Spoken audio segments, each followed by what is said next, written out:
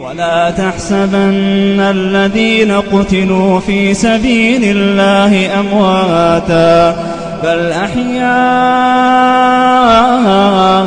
عند ربهم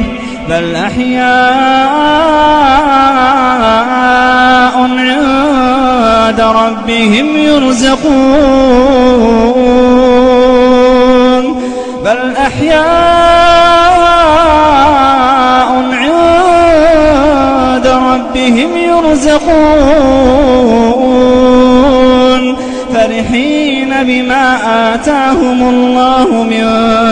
فضله ويستبشرون بالذين لم يلحقوا بهم من خلفهم ألا خوف عليهم ولا هم يحزنون يستبشرون بنعمة من الله وفضل وأن الله لا يضيع أجر المؤمنين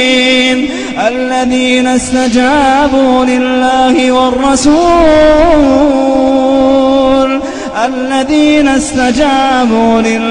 والرسول من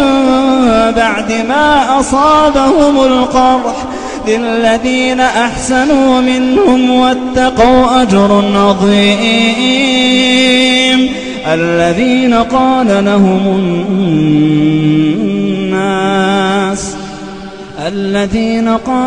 الناس إن الناس قد جمعوا لكم فاخشوهم فزادهم إيمانا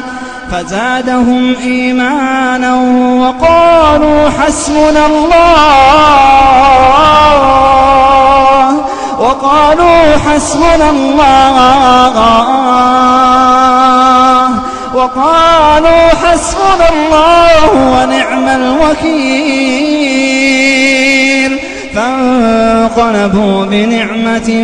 من الله وفضل